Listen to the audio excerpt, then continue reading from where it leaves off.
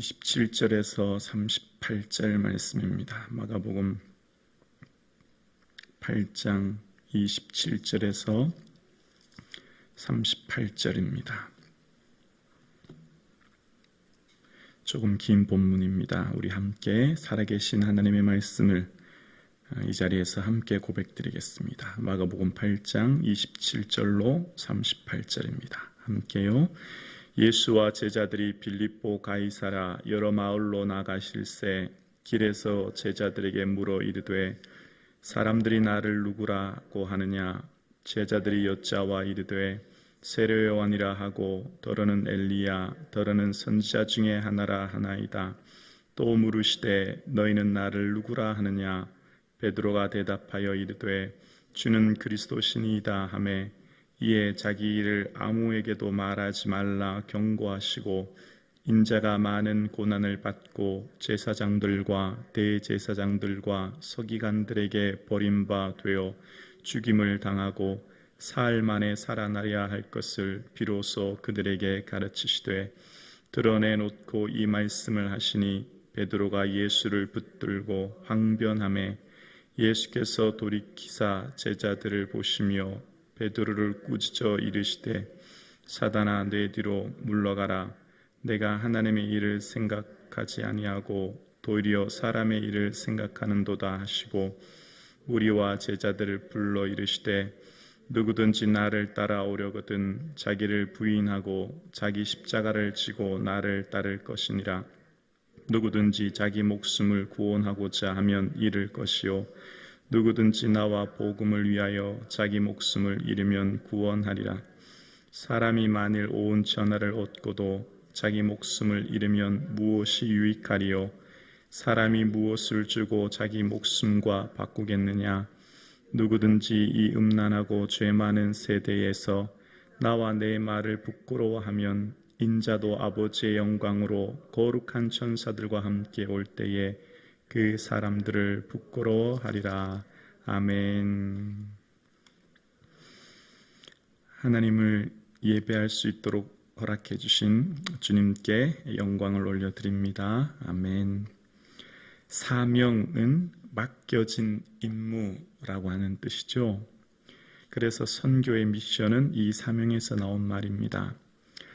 제자들은 사명을 받은 자들이었습니다.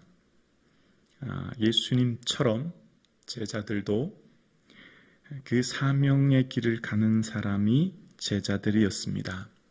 그런데 제자들은 예수님께서 그 맡겨준 사명의 길을 정확하게 잘 이해하지 못했습니다.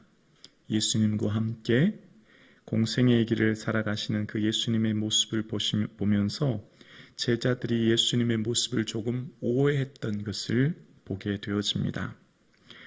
예수님께서 갈리사라 빌립보에서 물으시죠. 얘들아, 사람들이 나를 누구라고 하니? 라고 했더니 예수님 정말 사람들이요 세례 요한, 엘리야 혹은 선지자라고 합니다. 그렇게 대답합니다. 그래, 그러면 너희는 나를 어떻게 생각하니? 라고 묻죠.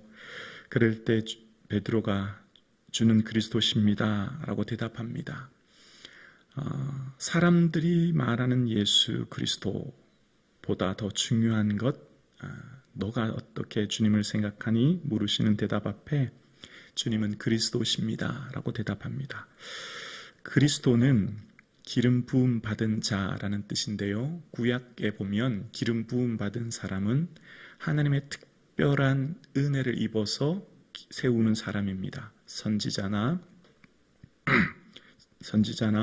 왕이나 제사장 같은 특별한 사람을 하나님이 세우시고 그를 통해서 하나님의 뜻과 마음을 백성들에게 전달하고 선포하는 그런 사람이었거든요.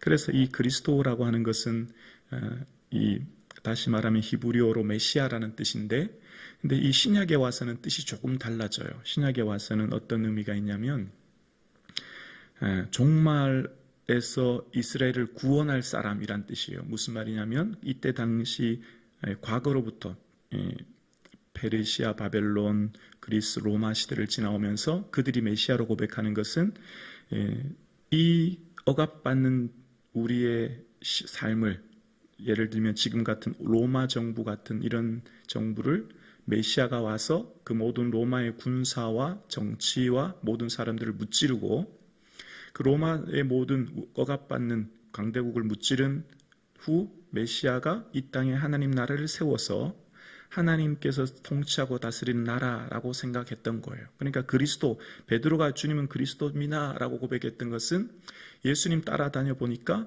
예수님이 병자를 고치시는 거예요. 그리고 가난한 사람의 떡을 먹이시는 거예요. 딱 보니까 제자들이 보니까 예수님께서 이제 곧 우리 강대국 로마를 무찌르고 우리 이스라엘을 세워서 온 나라를 다스리는 절대적인 왕이 될 거다. 그런 고백을 이제 하게 되는 겁니다. 그런데 예수님께서 오신 이 목적은 그거와 달랐기 때문에 예수님은 아무에게도 이 말을 하지 말라고 얘기합니다. 이 신앙 고백 뒤에 절대 이 말을 다른 사람에겐 하지 말라고 얘기합니다. 왜냐하면 또 이 그리스도라고 하는 고백이 황제 외에 황제만이 오직 그리스도, 큐리오스, 주인데 예수님이 그렇게 고백했을 때는 사람들이 결국 예수님을 죽게 만든 거거든요. 이후에는 예수님이 그렇게 죽으시지 않습니까?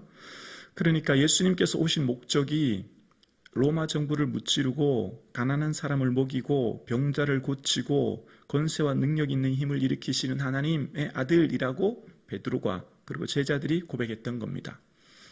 근데 여기에서 예수님의 생각과 제자들의 생각에 차이가 있는 거죠. 제자들은 능력 있고 강력하고 힘이 있어서 모든 것을 무찌르고 또 병자를 고치고 가난한 자를 먹이는, 그래서 이 땅에서 뭔가 사람들의 삶에 행복하게 해주는 그런 왕으로 생각했던 겁니다. 그런데 예수님께서 오신 목적은 우리는 이제 말씀을 통해서 이미 알고 있죠. 예수님이 오신 진짜 목적은 죽으시기 위해 오신 겁니다. 십자가에 죽으셔야만 모든 죄인을 구원하시고 그리고 부활하심으로 말미암아 사단의 모든 권세를 괴멸하시기 위해 오신 것, 우리는 이미 잘 알고 있지만 이때 당시 제자들은 예수님이 죽으러 내가 이제 곧 죽을 거야 라고 하니까 도저히 받아들여지지가 않는 거예요. 아니 예수님이 죽으시면 어떡합니까?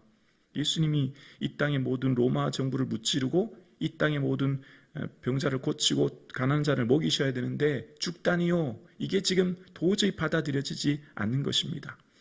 그리고 제자들이 예수님을 따라다니는 아주 중요한 한 가지가 있었습니다. 그것은 결국은 다 나를 위한 거였어요.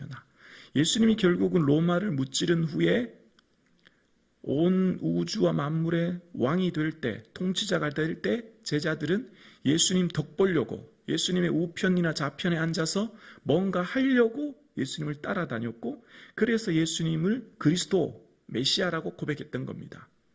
그래서 여기서 예수님께서는 대노하신 거죠. 그러면서 베드로를 꾸짖으시는 거예요. 사단이라고, 심지어 사단이라고까지 말씀하시면서 이제 여기서 진짜 하나님의 일과 사람의 일을 말씀하시는 거예요. 사람의 일은 이 땅에서 배부르고 이 땅에서 잘 먹고 이 땅에서 권력을 얻고 이 땅에서 뭔가 하는 것, 다 누구를 위해요? 나를 위해. 그러니까 예수 믿는 목적이, 예수를 따라다니는 목적이 나를 위해 예수 그리스도가 필요한 것이 된 거죠. 나의 모든 부와 영광을 위해 예수님은 나의 도구일 뿐인 거예요. 그것을 이제 예수님이 깨트리시는 거예요. 그것은 사람의 일이고 사람의 생각이다 라고 말씀하시면서 하나님의 일, 하나님의 생각은 그런 것이 아니라는 거죠. 하나님의 일은 이제 예수님께서 가신 그 길을 제자들도 가는 게 하나님의 일이에요. 예수님이 가신 그 길이 뭐죠? 십자가의 길이에요. 죽음의 길이에요. 고난의 길이에요. 그래서 예수님께서 말씀하시기를 자기를 부인하고 자기 십자가를 지고 내가 가는 내 길 따라라 라고 말씀하시고, 그것이 곧 하나님의 일임을 예수님께서 말씀하시는 거예요.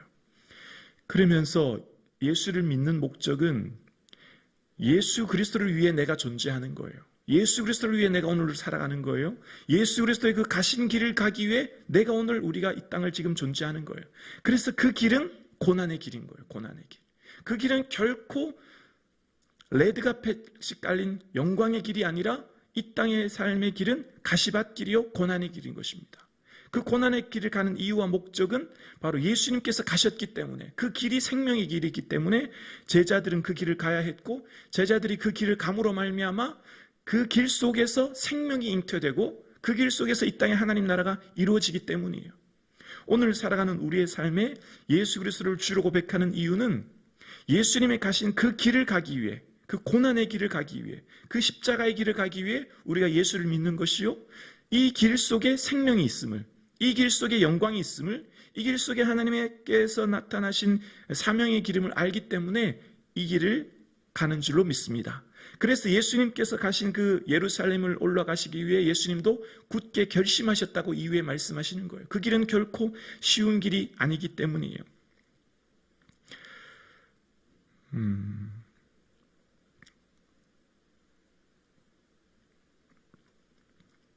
목회를 하면서 참 많이 힘든 것 같아요. 힘든 것은 가족이잖아요. 우리는 다 성북중앙교회 성도님은 다 가족인데 갑자기 지난 토요일도 집사님 별세 얘기를 듣고 그날 밤에 참 힘들더라고요. 그날부터 목회하면서 사랑하는 성도님들이 갑자기 별세하시거나 편찮으시거나 힘드시면 너무 괴롭고 힘든 거예요. 그러면서 참 마음이 무겁고 아플 때가 많아요. 그러면서 제가 정말 이 목회의 길을 가는 것이 어쩌면 때로는 마음이 많이 짐이 되고 무거울 때가 참 많아요. 그러면서 말씀을 또 생각하게 되었어요. 예수님께서 이 땅에 계실 때 대부분의 시간을 병자들과 함께 하셨잖아요. 가난한 자들과 함께 하셨고, 예수님의 마음이 늘 아픈 사람의 마음을 생각하셨던 것을 기억하면서 예수님의 마음이 늘 아픔이었구나를 좀 생각하게 되었어요. 이 땅을 사는 길은 십자가의 길인 것이라 늘 생각되어집니다. 힘들고 이 길을 가는 것이 참 아프고 어려운 길이다, 이렇게 생각이 되어집니다.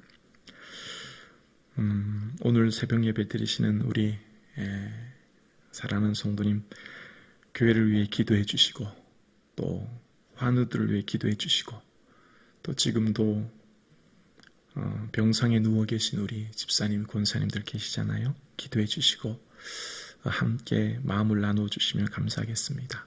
또 그래서 우리가 이 땅에서 사는 길이 영광의 길이고 기쁨의 길이고 즐거움의 길이 아니라 이 땅에서 사는 길이 좀 힘들고 어려운 길이 될 수도 있지만 아파하는 분들의 마음을 품고 그들과 함께 기도할 수 있는 그 고난의 길, 그 예수님이 가신 길을 생각하면서 우리도 이 사순절 기간 연약한 지체들 또 아파하시는 분들을 생각하는 그런 시간 되기를 권면드립니다. 그래서 함께 우리가 기도하는 귀한 그런 동역자가 될 수 있기를 권면드립니다. 기도드리겠습니다.